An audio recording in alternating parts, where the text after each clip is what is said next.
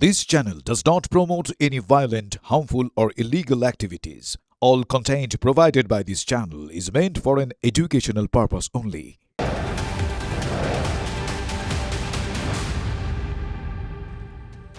Vote আসছে, vote যাচ্ছে, বদলাচ্ছে না গোঘাটের বন্যা কবলিত দ্বীপ অঞ্চল দেওয়ান চকের দুর্ভোগের ছবিটা। গ্রামের বেশিরভাগ পরিবারের কপালে আবাসের কোনো ঘর মেলেনি। ভাঙা মাটির ঘর, খড়ের ছাউনির নিচে বর্ষায় কোনো রকমের দিন কাটছে। ঝড় জলের ভোগান্তি রয়েছে, সঙ্গে পাল্লা দিয়ে বাড়ছে সাপের উপদ্রব। সাপের আতঙ্ক থেকে রেহাই পায়নি গ্রামের স্কুলও। ক্লাসরুমের মধ্যেও সাপের ভয়ে তটস্থ ছাত্রছাত্রী থেকে শিক্ষকরা। মিড ডে মিলের রান্নাঘরেও সাপের বারবরন্ত। আতঙ্ককে সঙ্গী করেই চলছে স্কুলের পঠন পাঠন।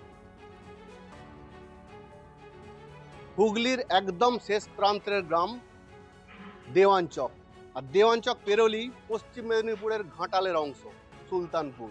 আর এই এলাকাটি, দেওয়ানচক এলাকাটি একটি দ্বীপাঞ্চল, বন্যা কবলিত এলাকা।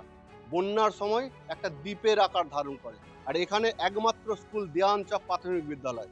গ্রামবাসীদের অভিযোগ, এলাকায় সাপের আড়ত।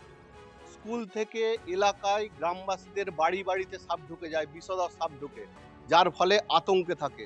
এমনকি তাদের বাচ্চাদেরও স্কুলে পাঠাতে ভয় খায়।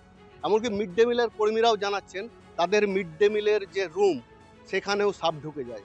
আর সাপের আতঙ্কে আতঙ্কিত এলাকার মানুষজন। সাপ মুক্ত কি হবে এই গ্রাম, এই স্কুল? তবে কি বাচ্চারা আরো আসবে এই স্কুলে? প্রশ্ন উঠেছে।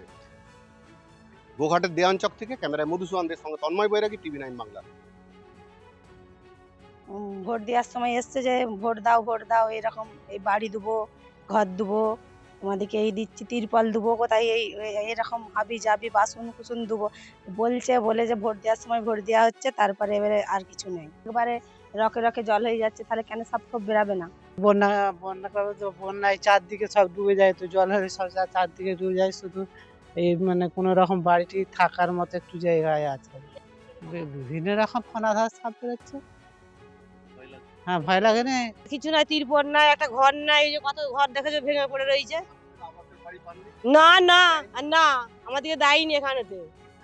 না, লাভ দিয়েছে, দেয়নি কিছুই না, নামিয়ে দিয়েছে, দেয়নি ঘর দুয়ার। এই গ্রামটা দেওয়ানচকটা একটা ঘর আমাদেরকে দেয়নি। সাপের ভয় থাকে, স্কুলেও তাই সাপ বেরোয়।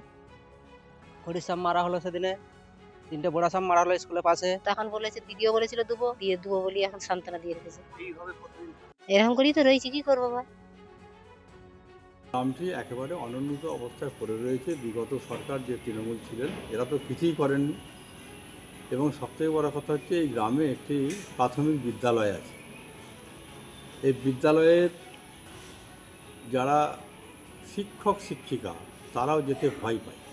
কারণ একদিকে হচ্ছে জঙ্গল এবং জল এবং ঢিপির মধ্যে। তৃণমূলের সরকারের কাছে আমি অনেক আপিলও করেছিলাম, কিন্তু এনারা কিছু করেননি।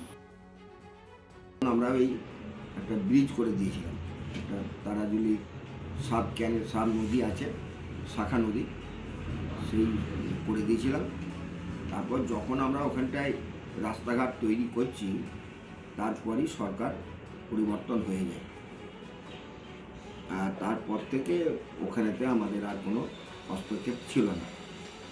তারপর যে টাকা পয়সা যেভাবে এসেছে, তাহলে পঞ্চায়েত ইচ্ছা করলে 15 বছরে ওই গ্রামটার অনেক উন্নতি করতে পারত। এখানে উন্নত পরিষেবা মানুষের কাছে পৌঁছে দেওয়ার ব্যবস্থা আমিই করব বলেছিলাম, যে আমাদের দলই করবো বলেছিলাম। তো সেই জায়গায় দাঁড়িয়ে মাত্র 3 মাসের একটা সরকার। মানুষের কাছে আমার এটুকু বলা, একটু সময় দেন। আমরা কথা দিচ্ছি, যে জায়গায় আজ পর্যন্ত আবাস যোজনা বাড়ি পৌঁছায়নি, আমরাই সেখানে, বিজেপির সরকারই প্রথম সেখানে আবাস যোজনা বাড়ি পৌঁছে দিই।